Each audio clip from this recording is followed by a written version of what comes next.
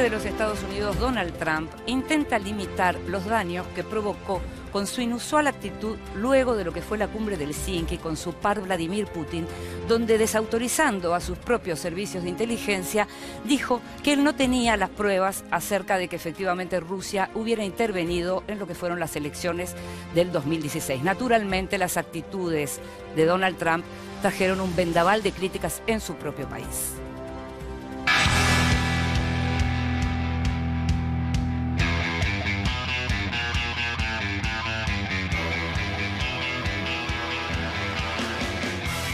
La cumbre del 16 de julio en Helsinki, Finlandia, entre el presidente de los Estados Unidos, Donald Trump, y su par de la Federación Rusa, Vladimir Putin, puede considerarse uno de los episodios más sorprendentes de la fase actual de la sociedad del espectáculo.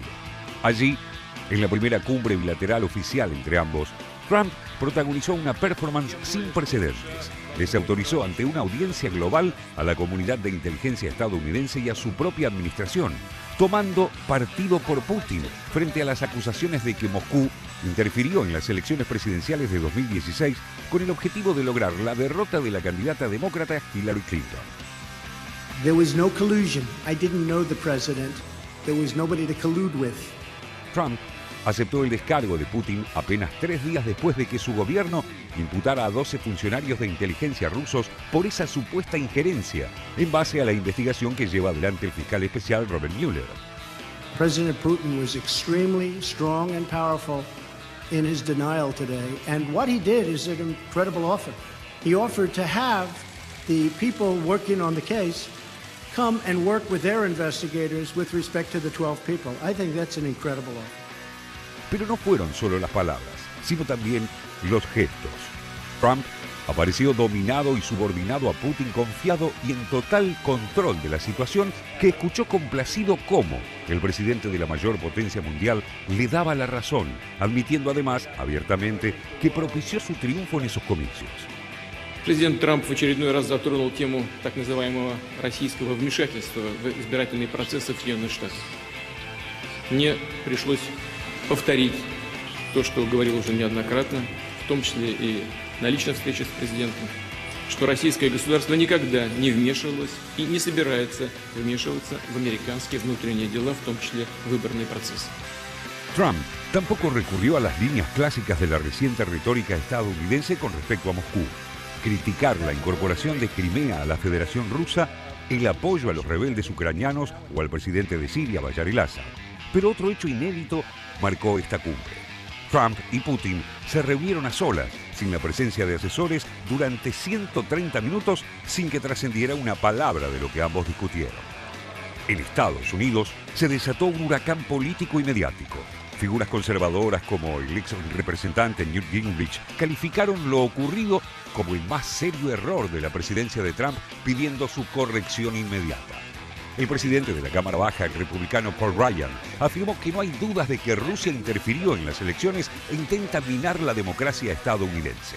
Y el exdirector de la CIA, John Brennan, lo calificó de acto de traición y sugirió que amerita un impeachment. Los principales medios estadounidenses y sus comentaristas políticos también comenzaron a hablar de traición y se preguntaron si no es cierto que el Kremlin tiene algún material comprometedor sobre Trump. Una hipótesis que hasta hace poco solo aparecía en sectores adeptos a las teorías conspirativas y ahora suscriben desde la demócrata Nancy Pelosi al republicano John McCain. Trump's eagerness to sell out America proves the Russians must have something, personally, politically, or financially, on President Trump. I mentioned myself that I thought it was shameful, and I never thought I'd see an American president throw the intelligence community under the bus like that and agree with a dictator, an authoritarian like he did. Por su lado, el senador demócrata Bernie Sanders dio 3 posibles razones de la condescendencia de Trump.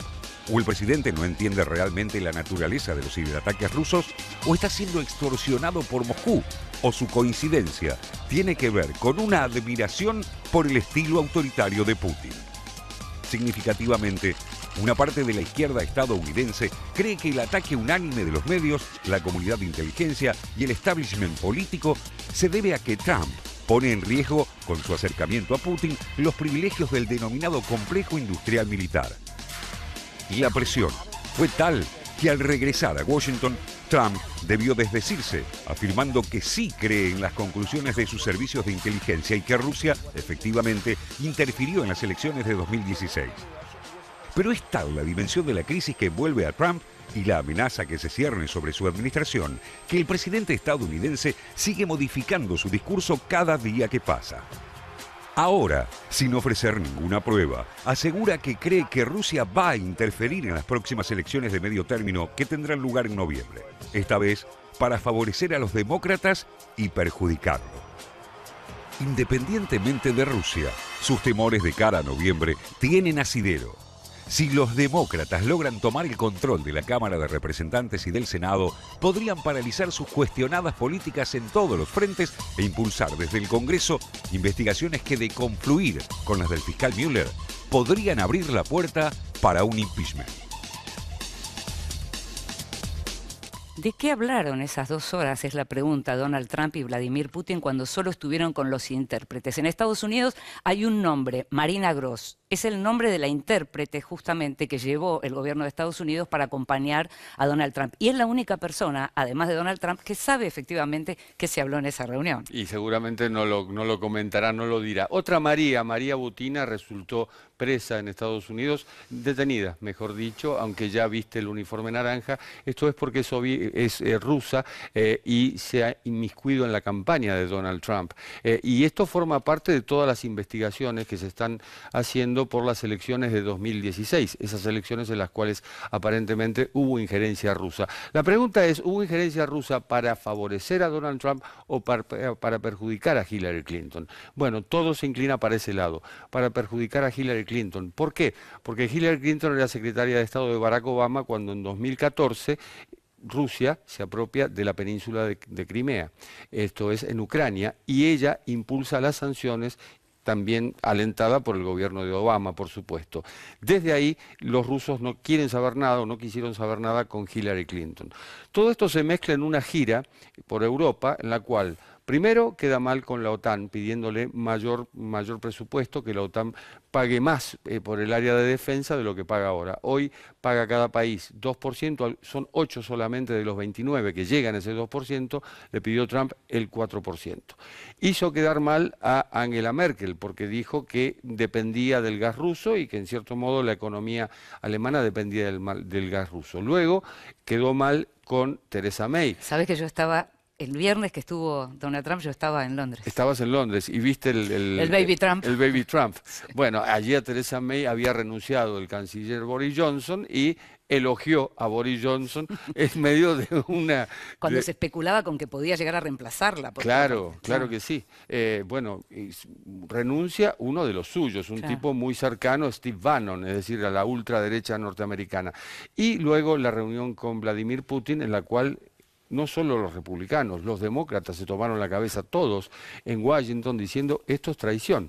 ¿Por qué es traición? Porque le está creyendo más a un presidente de un país que es el reverso de los valores que ha tratado de inspirar durante años, después de la Segunda Guerra Mundial en particular, los Estados Unidos, le está creyendo más a él que a los propios servicios de inteligencia de los Estados Unidos. Estados Unidos en los cuales el fiscal general dictó una lista de 12 espías rusos 3 días antes de que pasara todo esto.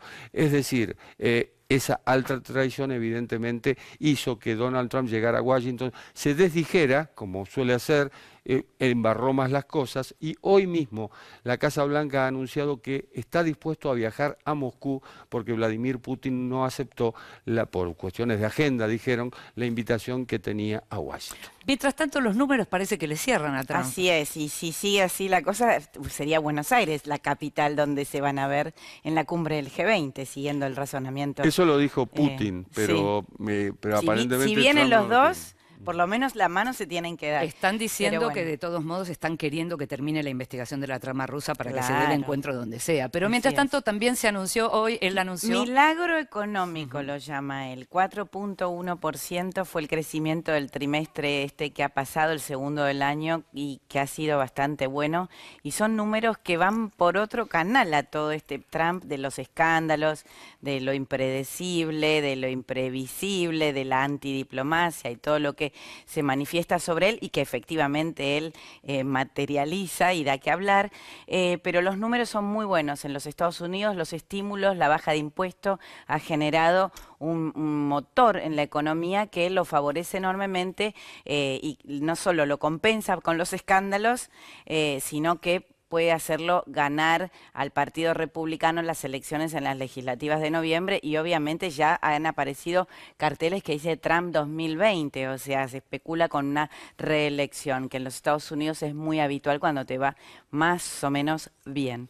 Lo cierto es que lo último que te digo es que también el déficit comercial viene bajando en los Estados Unidos, que es el eje de su guerra comercial, de su embestida en el mundo, y le sirve mucho esto en los números, ¿no? Podríamos hacer programas enteros solos, naturalmente, con Donald Trump, pero recién Natalia mencionó lo que van a ser las elecciones, las legislativas, unas legislativas en donde ya está todo el mundo realmente poniendo el ojo para tratar de entender cuál de todos estos Trump, qué lugar va a ocupar cuál de todos estos Trump. Por ahí un poco la pregunta, ¿qué va a pesar más a la hora de votar? Si los recurrentes escándalos diplomáticos, personales, sexuales, etcétera, a los que nos tiene acostumbrado el presidente de Estados Unidos, o la buena marcha de economía, que hay que decirlo, de la economía que arrancó en los últimos años de la gestión Obama. Anterior. Sí, y que contrasta mucho también con lo que está pasando en Europa, donde, salvo Alemania, en general los países tienen mucho problema para generar las tasas de crecimiento que está generando Estados Unidos, una economía que logró adaptarse a esta nueva etapa de la globalización como ninguna